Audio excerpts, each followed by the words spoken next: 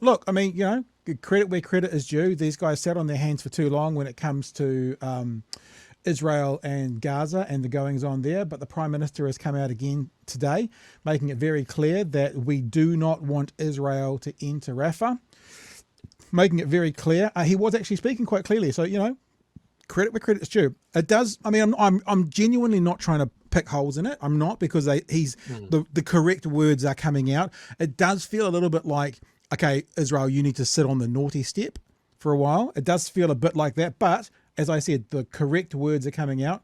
So congratulations have to be offered. Let's have a listen.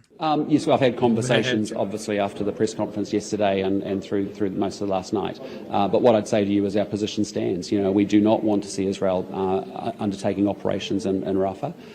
We want to make sure that there is massive security and safety for those civilians. We are deeply concerned about it. We're asking Israel to stop and think about the consequences of what it's doing.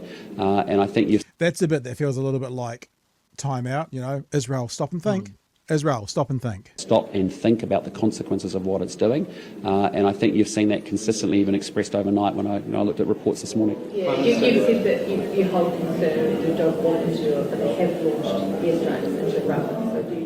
Well, there has been a rescue mission of 2 hostages that has led to civilian deaths, and that's a real worry and a concern. And so what we're saying very clearly is, we're asking them to stop operations in Rafah, make sure that they can keep those civilians safe. And as I keep saying, we all want to see hostilities cease in the region, and for that to happen, both sides need to show up and actually get around the table and actually have a humanitarian ceasefire initially to move to a permanent, sustainable ceasefire. That requires Hamas, not just Israel, but Hamas has to do some things too. Stop the indiscriminate attacks on Israel and the missiles, and also release hostages. And we also expect Israel to uphold its obligations as well. And I put those 2 messages up so we'd see them. Too little, too late. I'm not going to say too little, too late. I am going to say too late, because the opposing thing would be nothing at all. So credit for using the right words. I agree that it's taken too long to get to the right words, but they are the right words now.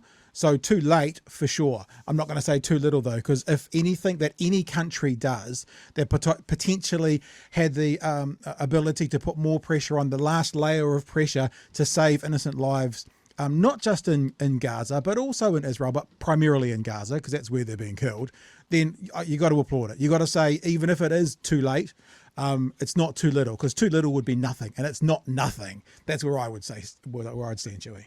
Yeah, that's accurate. It's not nothing. It always feels weird to see Luxon essentially cosplaying a statesman. Like it's not genuine. He seems like he's following a guide, but maybe he YouTubed it before he went out there. What words to say? How to be a leader. Thesaurus. Yeah, it's not nothing. No, it's not nothing. We just have to. No, we have to be careful. Right? We have to be careful, right? I know all of us want to, like you said it, that he always comes down on the wrong side of things in a conversation we had last night, because I did it as a clip. This time, too late. He's come down on the right side of it. Like, we might want more, like people are saying in the chat, and I've just put one up about sanctions need to come.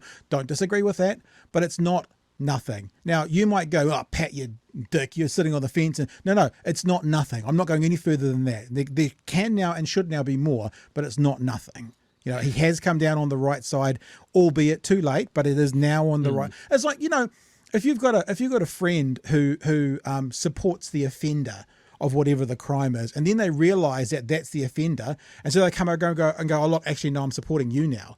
They've made that move at some stage to be in the right position. That's what Luxon's just done. Now, those are the words. What are the actions going to be? I also want to know that, Joey. Yeah, and.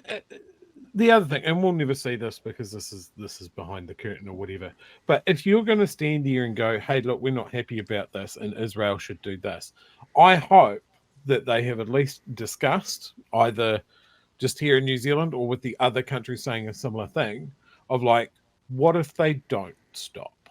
Yeah. Yes. What are the next steps? Because that prevents what we've had now of like, fuck, it's taking too long.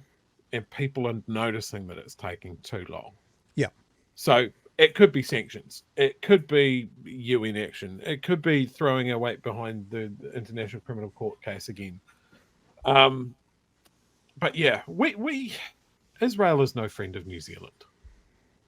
Like they aren't a close ally. We haven't had a close relationship. They've done some pretty sketchy stuff to us in the past. I don't think we really need to walk around eggshells on this when it's just such an egregious overstepping of any sense of justice or right or wrong.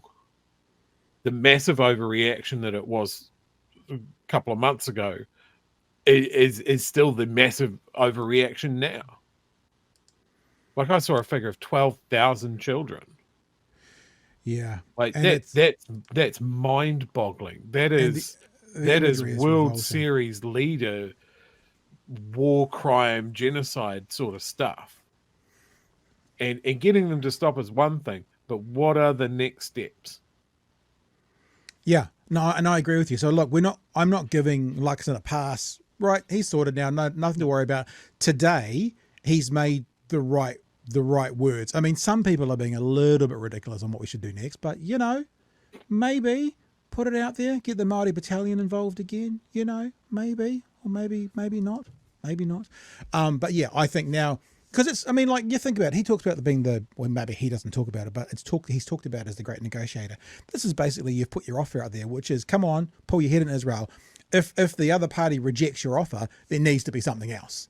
Now, whether that's more words, or whether that's sanctions, or whether it's getting rid of the Israeli ambassador, whatever, something else. Making an official statement at the UN versus making a statement from the halls of Parliament and the media scrum. There can be more. It can escalate from here. But we have to say, I started this one because you guys are hilarious. It's like, I don't quite agree with JK. It's not 0.00001. I think it's a bit more than that. But it's right and appropriate to say when someone uses the right words, they're using the right words. But that's not the end of your job, Mr. Luxon. There is a lot more still to do in this instance, and we're still watching. That's what I would put it. Yeah, and Raywin says that he's in catch-up mode. Yep, I think that's probably true. Absolutely. Yep. Yep, and Nikki says, like we were saying, actions are needed. What those actions are, don't know. Look, but that's a tomorrow conversation. I'll be willing to give him a slight pass here in the fact that all of this kicked off during our election cycle and the forming of the government and the parliament not being in session and all of those sort of things. He had some legitimate, if not still frustrating, excuses of why this wasn't a priority to get on top of. It probably wasn't even that wasn't a priority, because there was that funny in-between stage where we didn't have a government, but the new incumbent government couldn't say anything. So there was a period of about 2 weeks where, and Hipkins did come out and say something, and he was kind of like, this is not really what it's not a lame dunk, whatever a caretaker government should be doing. So there was a bit of oddness there, but that's not an excuse. This still should have come a long time ago, right? Be clear. But, like, I'm not trying to minimize it, but it's like when your friend gets it wrong for so long and then they finally get it right, you don't go, yeah, fucking dick. Took too long. You celebrate that they got it right, and then you say, but this is not the end of the journey. You've got it right today.